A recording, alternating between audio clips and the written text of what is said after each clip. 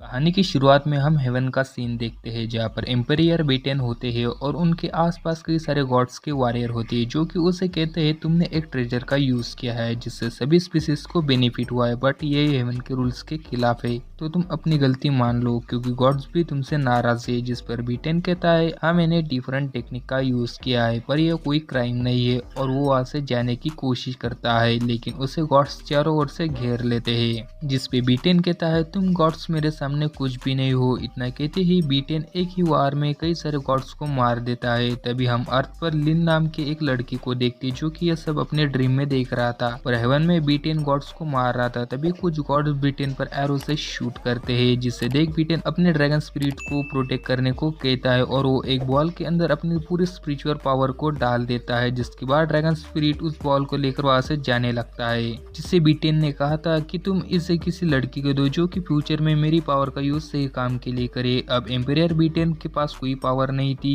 तभी गॉड्स उसे पूरी तरह से मार देते हैं। जहाँ पे बीटेन कहता है मुझे उम्मीद है कि तुम मेरी पावर किसी नेक बंदे को देगे जिससे मैं इस दुनिया में फिर से वापस आऊंगा। फिर हम अर्थ पर हमारे लीड कैरेक्टर लिन को देखते हैं जिसकी हालत बिल्कुल ठीक नहीं थी, मानो उसे कई सारे लोगों ने पीटा हो। तभी उस पर उसकी सर्वेंट छलांग लगा देती है, लेकिन अचानक से वो रुक जाती है जैसे कि टाइम फ्रीज हो चुका हो। तभी आसमान में एक पोर्टल खुलता है जिससे वही ड्रैगन स्पिरिट बाहर आता है और वो लिन के अंदर समा जाता है क्योंकि उसने लिन को चूज किया था। तभी सब कुछ नॉर्मल हो जाता है। फिर लिन की सर्वेंट लिन से पूछती है क्या तुम ठीक हो, जिस पर लिन कहता है तुमने तो मुझे मार ही दिया था, पहले ही मेरी हालत ठीक नहीं है और ऊपर से तुम ऐसी हरकतें कर रही हो। फिर अपने ऊपर से उसे हटने को कहता है। अब हम रात को हुओ फैमिली के अंदर एक किलर को देखते हैं, तो मास्टर हुओ किलर से पूछते हैं क्या तुमने लिन को मार दिया, जिस पर वो किलर कहता है मुझे आज ही पता चला है मेरे खबरियों से कि वो बच गया। यह सुनकर मास्टर वो कहते हैं तुमने तो उस पर अपनी खास टेक्निक से अटैक किया था तो वो बच कैसे गया, जिस पर किलर कहता है जब मैं उस पर अटैक कर रहा था तो वहाँ पर बहुत सारे लोग थे, इसलिए मैं कंफर्म नहीं कर पाया कि वो जीवित है या मर गया। अगर आप मुझे एक मौका दो तो मैं उसे मार दूंगा। लेकिन मास्टर वो किलर से उसे मारने के लिए मना कर देते और उसे कहते हैं अब इसकी कोई जरूरत नहीं, मैं लिन फैमिली से कहूंगा कि तुम्हारा लड़का कितना कमजोर है, वो तो खुद को प्रोटेक्ट भी नहीं कर सकता। फिर लिन फैमिली और हुआ फैमिली के मैरिज कॉन्ट्रैक्ट टूट जाएगा जिससे हमें कोई खतरा भी नहीं होगा, और साथ ही लिन फैमिली बिजी रहेगी लिन को ठीक करने के लिए, तो उनका ध्यान हम पर नहीं रहेगा। तो किलर कहता है मास्टर हुआ आपका प्लान अच्छा है, मैंने अभी सुना है नलान फैमिली की डॉटर लिन से शादी नहीं करना चाहती, अगर यह बात बाहर फैल गई तो लिन फैमिली का मजाक बन जाएगा। यह सुनकर मास्टर हुआ किलर से बहुत खुश होती है और उसकी बहुत तारीफ करती है। अब हम लिन को देखते हैं जो कि अभी नींद से उठता है, जिसे उसकी सर्वेंट बताती है तुम 3 दिनों से सोए हुए हो, अब जाके तुम्हें होश आया है। यह सुनकर लिन शॉक हो जाता है क्योंकि उसे लगता था कि वो अभी जगा हुआ है और वो खुली आंखों से ड्रीम देख रहा था, पर वो ड्रीम में जगा हुआ था और वो 3 दिनों से बस ड्रीम देख रहा था। फिर लिन की सर्वेंट लिन को बताती है तुम्हारी मॉम तुम्हारे लिए इलाज की तलाश में गई है, जिनकी जर्नी काफी डिफिकल्ट है, पर तुम्हें तो उनकी कोई परवाह ही नहीं। तभी लिन को उसकी मॉम की आवाज सुनाई देती है जो कि उसे कह रही थी कि मैं जल्द ही सही सलामत लौट आऊंगी और जिन लोगों ने तुम्हारी